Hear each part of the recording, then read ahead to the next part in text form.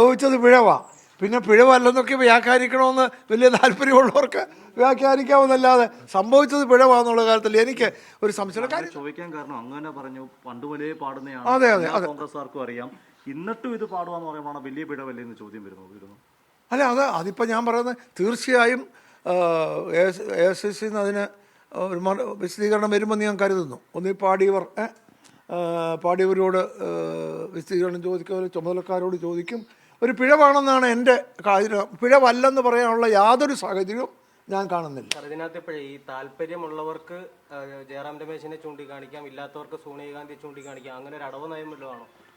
കോൺഗ്രസിന് അങ്ങനെ ഒരു കാര്യത്തിൽ അടവ് നയമില്ലല്ലോ. അടവ് നയമൊക്കെ നിങ്ങൾക്ക് CPM നിന്ന് കിട്ടിയിട്ടൊരു അടവ് നയമെന്നൊരു വാക്ക് തന്നെ മലയാളത്തിന് നൽകിയതാരാ?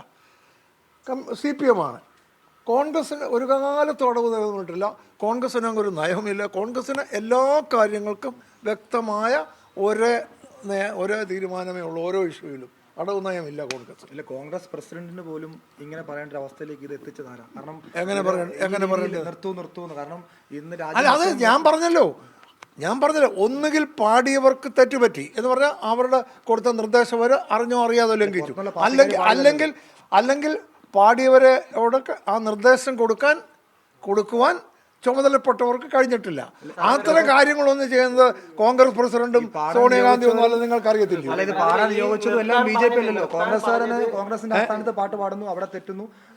അല്ല, കോൺഗ്രസ്സുകാരായിരിക്കണമെന്നില്ല പാടി. ആരാ പാടിയത് എനിക്കറിയാൻ, ആരെ ഏൽപ്പിച്ചതായിരിക്കും. അല്ല, നിങ്ങളെല്ലാം കണ്ടല്ലോ. പാടിക്കൊണ്ടിരിക്കുന്ന സമയത്ത് സോണിയാഗാന്ധി ആംഗ്യം കാണിക്കുക ചെയ്തത്. പക്ഷെ അപ്പോഴത്തേക്ക് ഒരു പാട്ട് പാടുന്നതിനിടയ്ക്ക് അങ്ങനെ ആംഗ്യം കാണിച്ചാലും നിർത്താൻ നടക്കുന്നത് സ്വാഭാവികമായിട്ട്.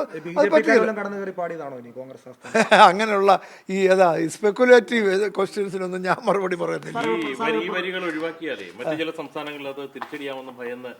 ഇല്ല, അത് ഞാൻ പറയാം, അങ്ങനെ ഭയപ്പെടേണ്ട കാര്യമില്ല. കാര്യം കോൺഗ്രസ് പ്രഖ്യാപിതമായി എടുത്ത നയവും പാർലമെന്റിലെടുത്ത വ്യക്തമായ നയമാണല്ലോ. പാർലമെന്റിലെ ചർച്ചയല്ല എല്ലാവർക്കും ലഭ്യമല്ലോ.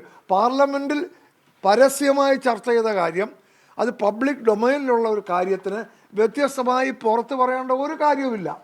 അതുകൊണ്ട് അങ്ങനെ ഒരു സംശയത്തിന്റെ ആവശ്യമേ ഇല്ല എന്നാണ് എൻ്റെ. സാധാരണ ഒരു വർഷമാണെങ്കിൽ ഒരു പിഴവായിട്ട് കാണാം. പക്ഷെ ഇപ്പോൾ ഇത്രയും വിവാദമായി നിൽക്കുന്നു, ഇത്രയും ചർച്ച ചെയ്യപ്പെടുന്ന കാലഘട്ടത്തിൽ തന്നെ ഈ പിഴവ് എങ്ങനെ സംഭവിക്കുന്നു? അല്ല, അതിപ്പോൾ ഞാനൊരു കാര്യം പറയാം. സംഭവിച്ചത് പിഴവാ.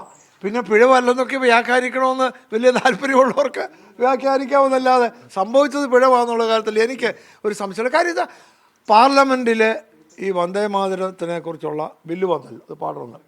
ആ സമയത്ത് കോൺഗ്രസ് വളരെ വ്യക്തമായി കോൺഗ്രസിൻ്റെ നയം പാർലമെൻറ്റിൽ വ്യക്തമാക്കി പറഞ്ഞതാണ്. ആർക്കും ആ കാര്യത്തിൽ ഒരു ശങ്കയില്ല, ഒരു സംശയവുമില്ല.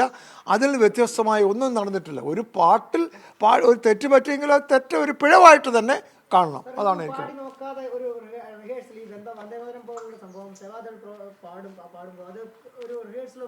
അല്ല, അതിപ്പം പിന്നെ അതിപ്പോ അങ്ങനെ റിഹേഴ്സലൊന്നും എടുക്കേണ്ട കാര്യമൊന്നുമില്ലല്ലോ.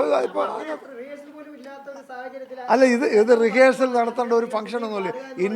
ഇൻഡിപെൻഡൻസ് ഡേക്ക് AICC നടത്തുന്ന എല്ലാ ഇൻഡിപെൻഡൻസ് ഡേക്ക് നടത്തുന്ന ഒരു ഫംഗ്ഷൻ. അല്ല, അത് തീർച്ചയായും അത് ഉണ്ടാകാൻ പാടില്ലായിരുന്നു. അത് ഞാൻ സമ്മതിക്കുന്നു.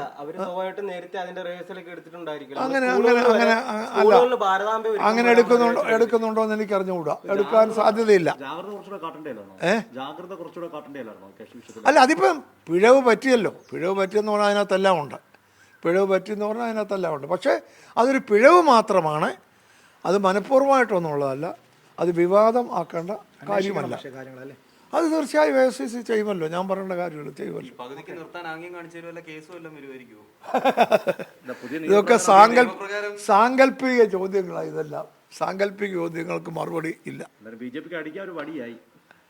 അല്ല, BJP അതിപ്പോൾ സ്വാഭാവികമായിട്ട് ഓരോ രാഷ്ട്രീയ പാർട്ടിക്കും അവരുടെ അഭിപ്രായം പറയാനും വിമർശിക്കാനും ഒക്കെ അവകാശമുണ്ടല്ലോ.